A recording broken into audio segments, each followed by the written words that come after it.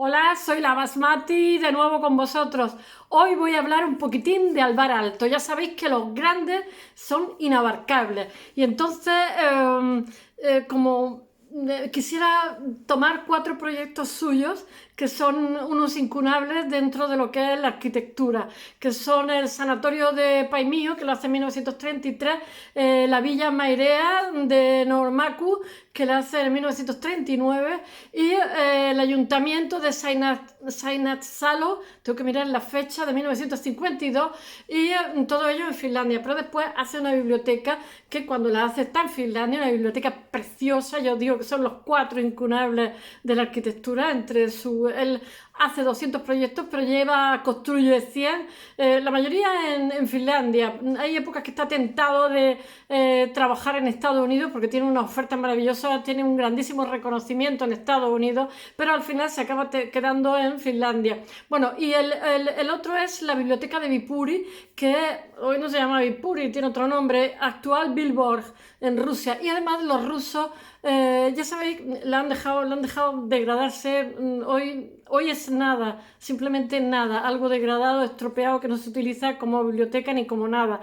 Y no sé qué deciros. Mirad, yo no sé por qué regla de tres. Ya sabéis que en el siglo XX hay unos grandes que son Le Corbusier, Gropius, Mies van der Rohe, etc. Ninguno de ellos estudió arquitectura. Este sí, este estudió, además terminó con 13 años y con muy buenas notas. Pero lo que me llama la atención es que lo mismo que como os contaba el otro día cuando hablaba de él, el arquitecto austríaco, se cae del cartel taurino. Yo no entiendo por qué Alvar Aalto tampoco parece que muchas veces se caiga del cartel. No sé, no lo entiendo, porque es una persona, un reconocimiento bestial, es un arquitecto excepcional. Y además os voy a decir una cosa, es muy, ¿cómo se dice?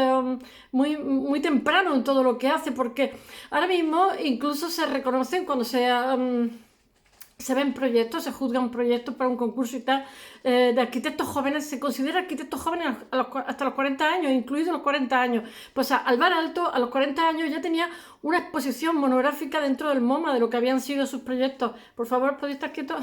Para variar.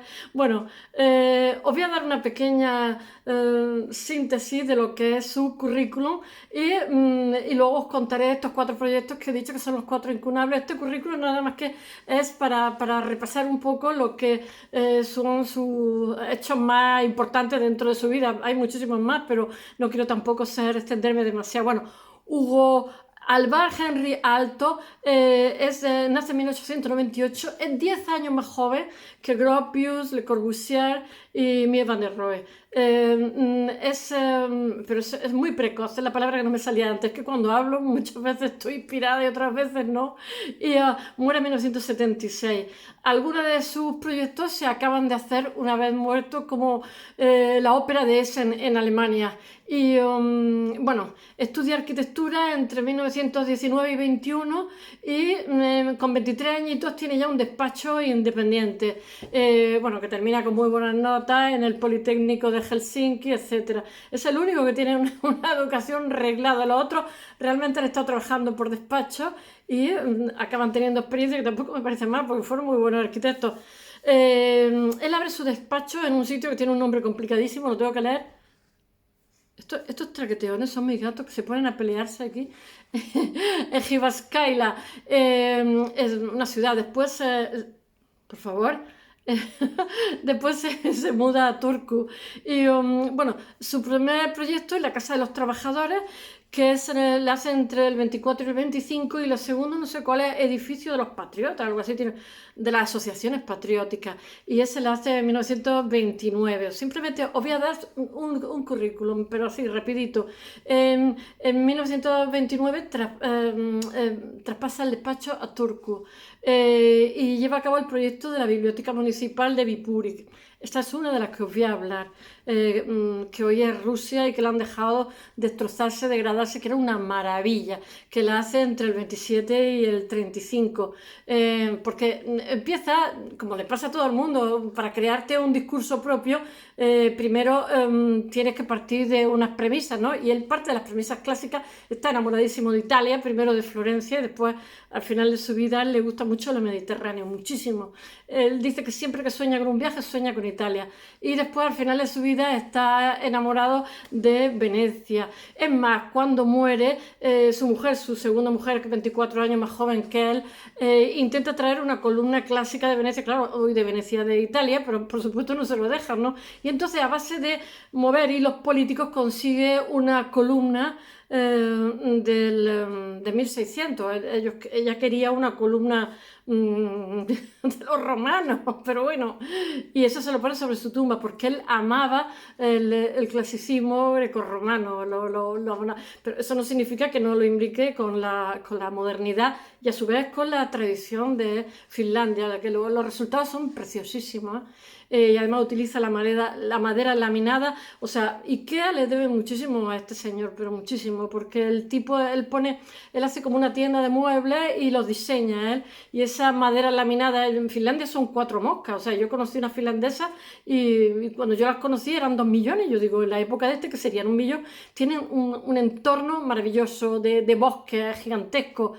Y bueno, se me ha olvidado deciros que de su historia, porque realmente ellos han estado siempre invadidos por suecos, o por rusos, o por suecos.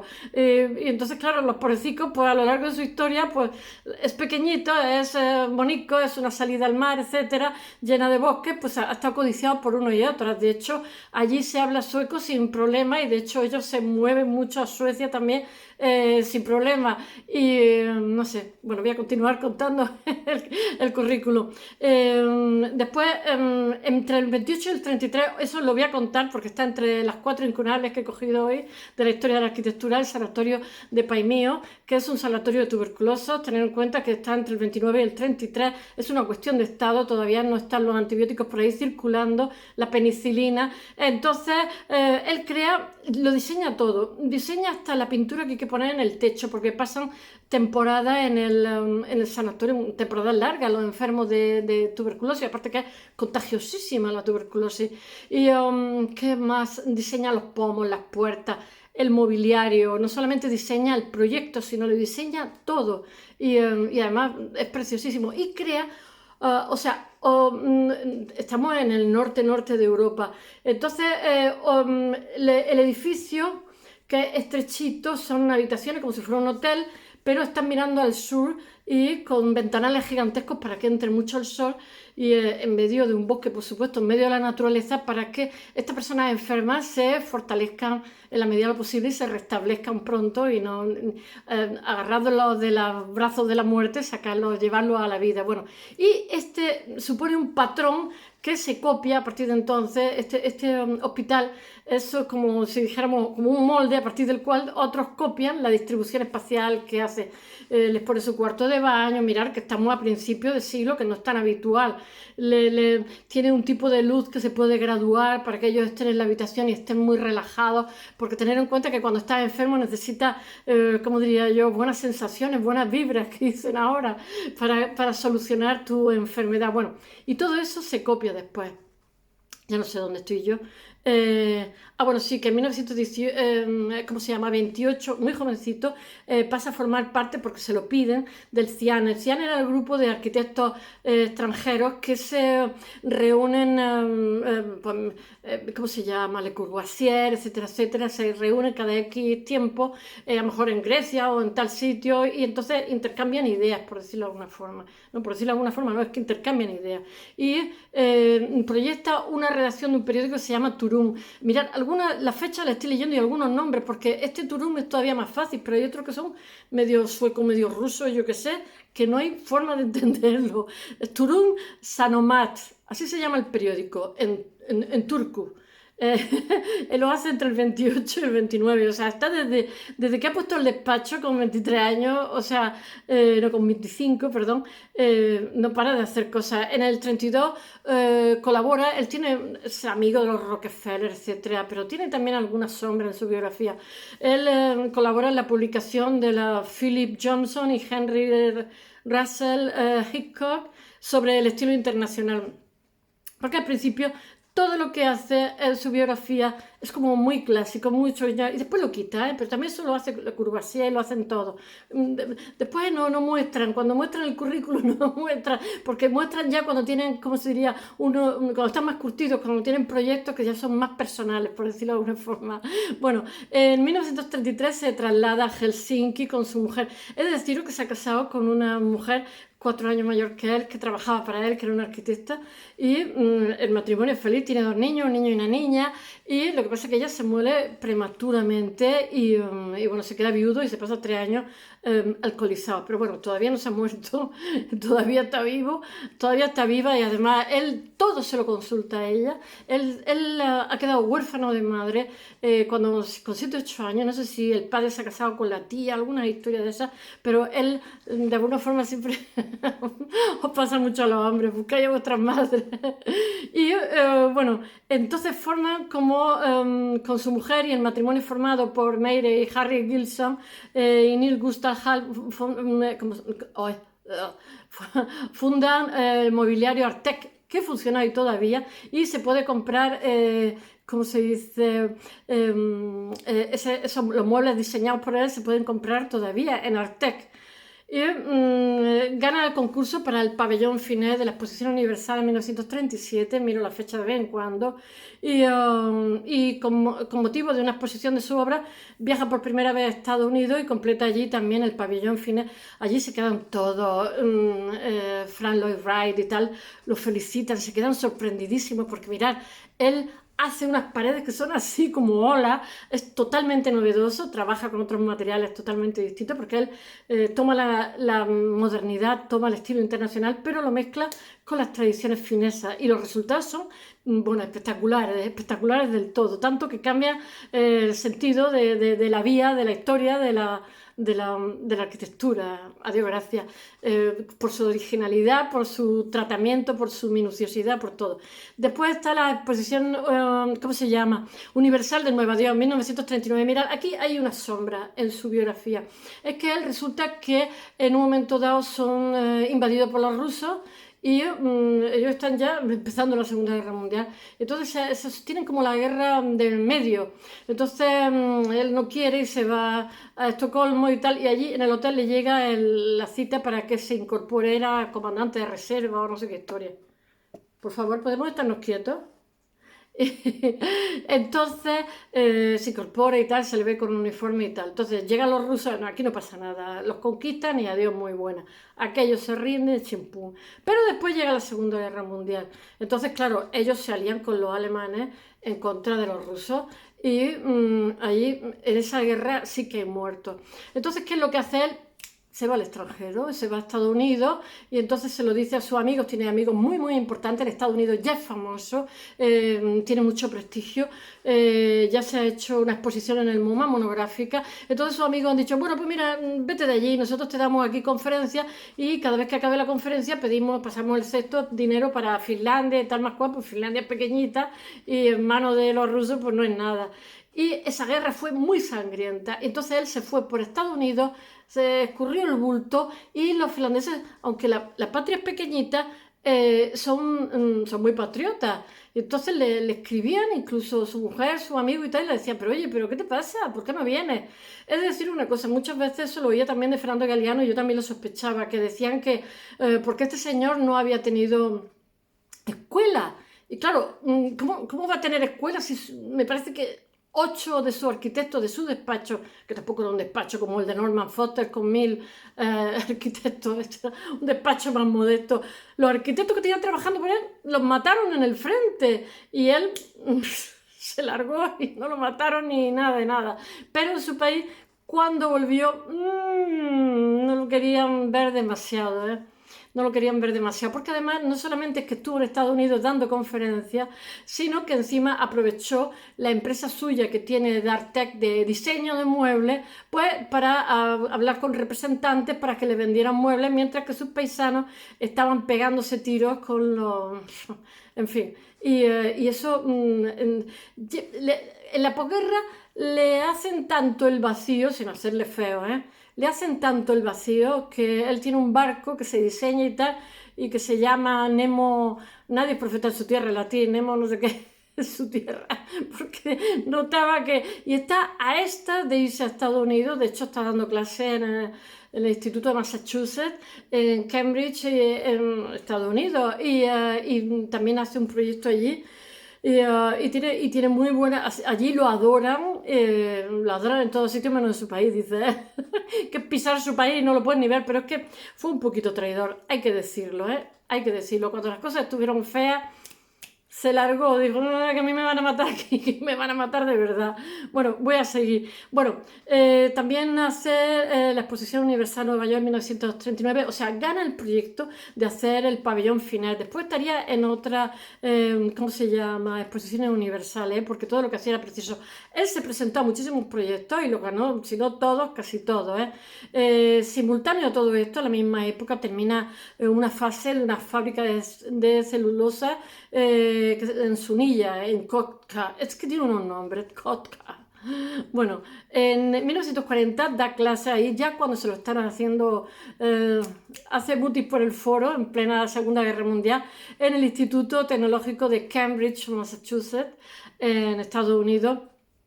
Y bueno, la única obra para un cliente que tiene es allí en Estados Unidos, es en este colegio donde él da clase, le encargan como una residencia entre el 47 y el 49 y como él, todo lo que construye es como si fuera una ola, su apellido significa ola, es como ya que estaba anunciando lo que iba a ser más tarde. Pues le dice el cliente, oiga, sí, está muy bonito el proyecto, pero es que resulta que esto tiene que tener una capacidad para tantos alumnos y aquí no salen menos. Y entonces la mujer ahí no dice, vale, venga, vamos a modificar el proyecto. Y le añade una cosa detrás que es una preciosidad. El proyecto ha pasado a la historia también. El de la residencia de estudiantes para el Instituto Tecnológico de Massachusetts, la Baker House. Bueno, su currículo tiene más de 200 proyectos, de los cuales realmente trabaja la mitad, pero bueno, casi todos pasan a la historia, es deciros, no sé.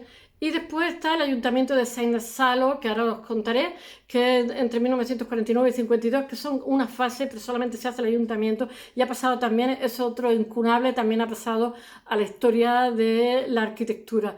Después está la Casa de Cultura de Helsinki, que es entre el 52 y 58, la Escuela Superior Técnica de Spo del 49 al 74, y el Centro de Ciudad y la Iglesia de Sinajoski. Es que los nombrecillos entre el 51 y el 87. Mira, él trabaja también en cosas en Alemania y, como he dicho antes, tiene la Interbau, en 1957 trabaja para la residencia en la Interbau y el complejo residencial de Neuerbach en Bremen en el 57-62.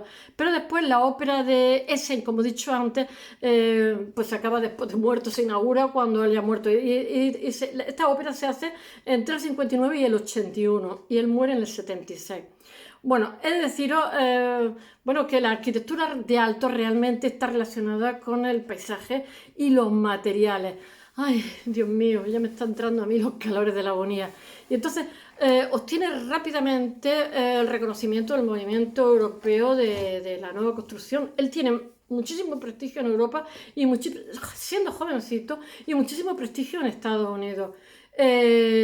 Su obra supone la primera contribución significativa de Escandinavia a lo que es el discurso de la arquitectura internacional. De hecho, él pasa a formar parte, ahora con el euro no, pero pasa a formar parte de los billetes de su país, porque están orgullosísimos de él. Después se olvida un poco lo poco, lo poco patriota que fue pillando la puerta cuando llegó la Segunda Guerra Mundial. Bueno, destaca la síntesis, como he dicho antes, entre lo que es la tradición finlandesa del ensamblaje de las maderas con el funcionalismo de la vanguardia, que es como la visualización de las estructuras de organización interna. Es decir, en el extranjero hay como unos 20 edificios yo qué sé. Y entre ellos, como he contado antes, la residencia esta de Massachusetts, que es que la hace en 1948, que pasa, estos son los 4 incunables, como lo vuelvo a repetir, porque es de lo que realmente quiero hablar hoy, que de estos 4 proyectos, aunque estoy contando muchísimas anécdotas de su vida. Él está en España en una ocasión, lo he oído Fernández Galeana, que decía que está en España, entonces lo querían llevar al Prado, lo recibieron los arquitectos todos, ¡ah! En el año 50-51, que estábamos, porque aquí como no tuvimos plan Marshall, se alargó la posguerra, ¿no? Debido al bloqueo de Estados Unidos, pues se cerraron, ¿cómo se dice?, embajadas, se negaron los préstamos internacionales y tal, pero en los primeros 50, pues como nos colocan las bases, como está el telón de acero y tal, pues ya pasamos de ser país fascista a país aliado, entonces ya empezamos a recibir un poquito de dinero y entonces empezó esto con los planes de desarrollo a espabilar un poco. ¿Y por qué estaba yo diciendo? Ah, sí, porque vino en esa época, pero estábamos menos caninos, pero caninos todavía, ¿no? Y se lo llevaron a una tienda, quería comprar unas castañuelas. Y, bueno, sí, primero iba por el Prado y tal, no quiero ver el Prado. Se lo llevaban, no sé qué, no. Y entonces él quería ver un tiarrón así, bastote, quería ver pues casa de campesinos casa de labradores y tal, y quería cosas vernáculas, o sea, porque él dice que de la necesidad, el tipo de construcción que te hace es el tipo de construcción real, que lo demás son vanidades, etcétera. Y entonces pues lo llevaron a ver, así estaban todos como muy sorprendidos, porque todos se los quería llevar por el Madrid de los Austrias y cosas de estas, ¿no? Y después se lo llevaron a comprarse unas castañuelas y resulta... Y resulta que le enseñan un montonazo de castañuelas y dice, esta. Y le dice el otro arquitecto, no, que esas valen, porque las quería de recuerdo, no sabía tocar las castañuelas ni nada, decía que esa vale 600 pesetas del año 51, cuenta Fernanda Galeana, y dice, te puedes llevar una por 6 pesetas y no te gastas tanto, y el otro, no, esa. Y dice, nos dimos cuenta que este señor que parecía un campesino, un labrador, a la hora tenía un ojo clínico a la hora que le pusieron un montonazo de castañuelas en el mostrador, supo elegir las más buenas, o sea, se llevó unas castañuelas de profesional totalmente. Quedaron encantados con él, pero se quedaron como muy sorprendidos porque no querían ver ni monumentos nacionales ni nada de eso. Decían, no, prefiero ver otras cosas, prefiero ver casa de labranza y cosas de estas. Y se los llevaron, ¿eh? Y todos, bueno, pues estaban felicísimos con él. Bueno, ¿qué más puedo decir? Pues que nada, que hace la Exposición Universal de Berlín 1957. Porque claro, él se presentaba a los concursos, se presentaba muchísimo y casi todo lo ganaba. He de deciros que su primera mujer en el año 40 y tanto, que le ayuda muchísimo y sobre todo él todo lo que hacía lo supervisaba ella. Ella era un buen arquitecto también. Está, digamos, en segundo plano. Ella se dedica más a los diseños de muebles, tal, etcétera, al diseño de mobiliario cada vez que hacen un proyecto y tal. Pero ella siempre supervisaba. Bueno, pues en un momento dado se pone enferma, él piensa que tal, y entonces lo llama al médico, él está en Estados Unidos dando clase, le llama al médico y le dice, le quedan días, y entonces le compra un abrigo de bisón porque era como, ella siempre le había hecho ilusión y era como el símbolo del triunfo por el que los dos habían luchado. Ella había trabajado muchísimo con él. Y bueno, muere. Y entonces se pasa a él 3 años alcoholizado prácticamente, tiene que despedir gente de su despacho porque no funciona. Y después empieza otra vez a funcionar un poquito y una arquitecta que contrata 24 años más joven del grupo de arquitectos que tenía en su despacho se casa con ella. Y de nuevo es feliz, en fin, lo salva ahí del agujero que tenía. Bueno, que la ópera de Essen, como he dicho antes, se inaugura después de su muerte.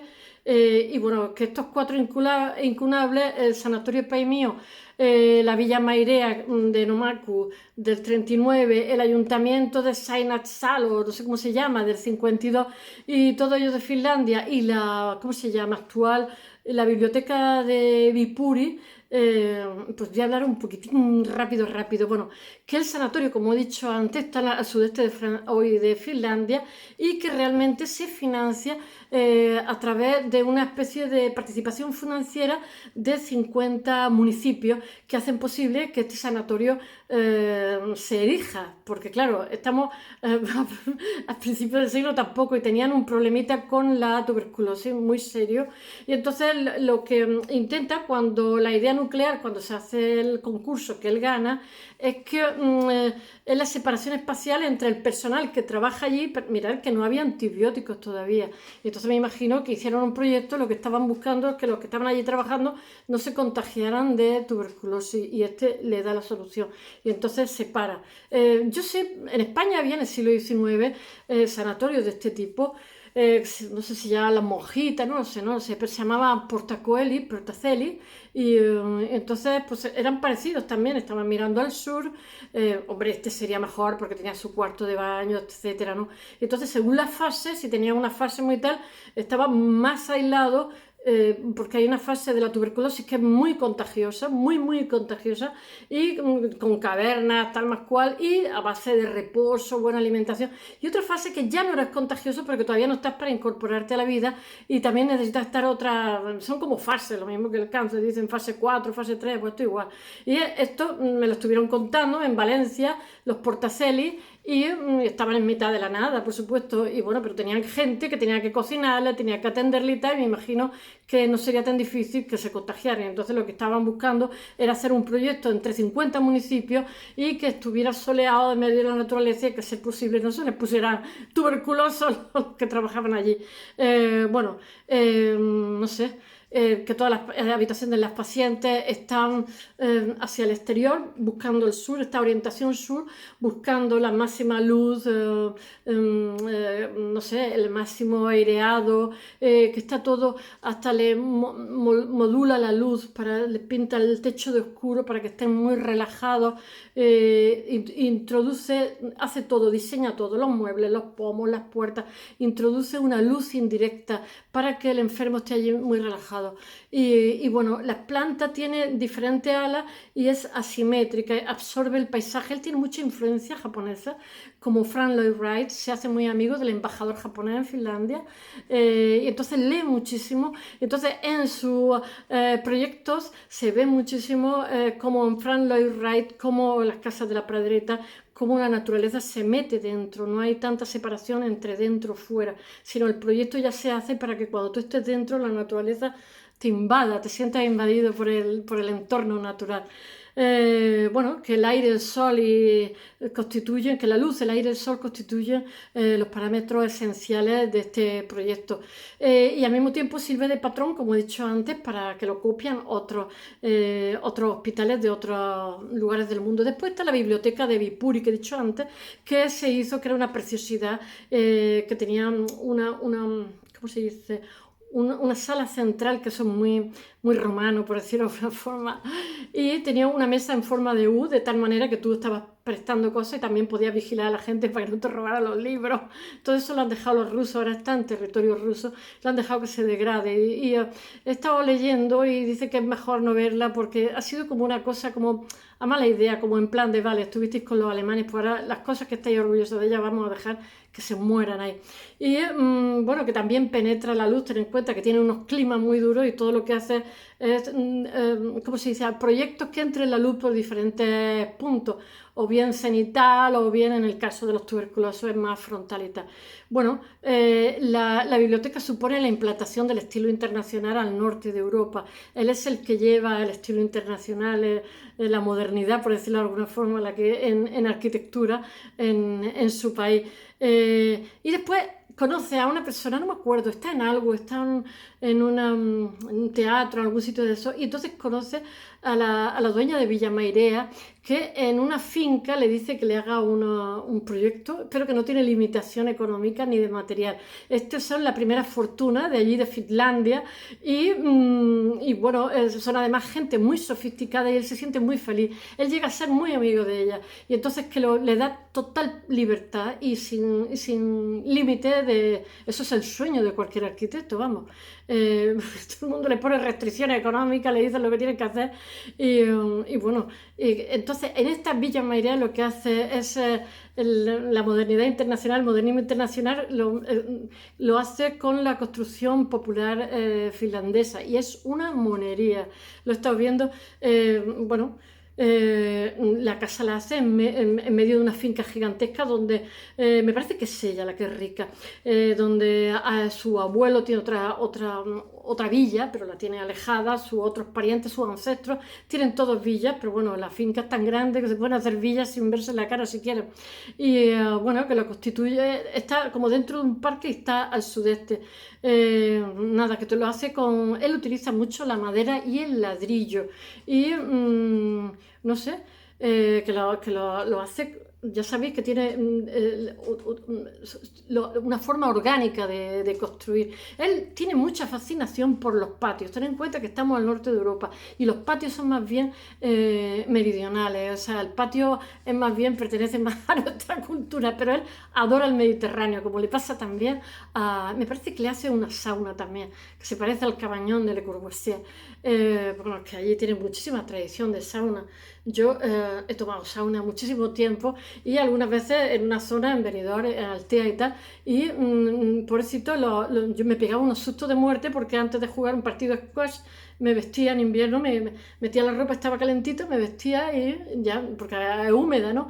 Y de pronto, y después me tomaba una sauna, ¿no? Entonces, los del norte de Europa, aunque sea gente que no se conoce, nosotros tenemos dividida la sauna en hombres y mujeres, ¿no? Y ellos no, ellos son todos en pelotas, toman la sauna y no pasa nada.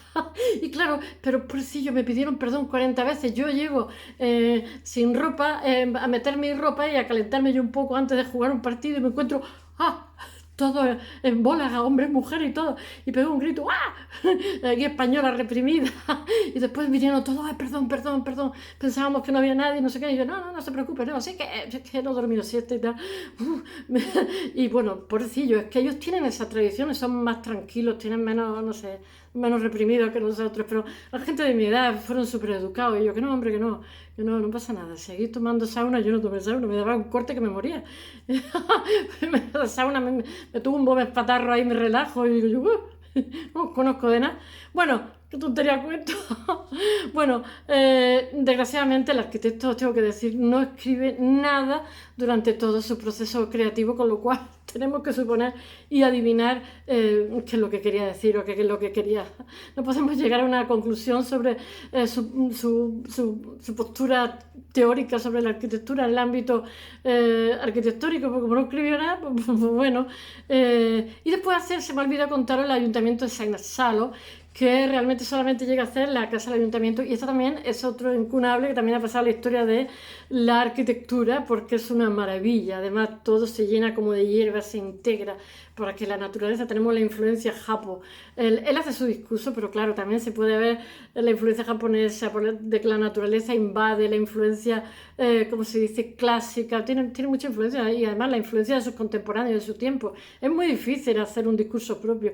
Bueno, Saint-Salo está a 300 kilómetros al norte de Helsinki. Tiene un proyecto que es mucho más grande, pero solamente se llega a hacer el ayuntamiento y pasa la historia, solo se construye el ayuntamiento.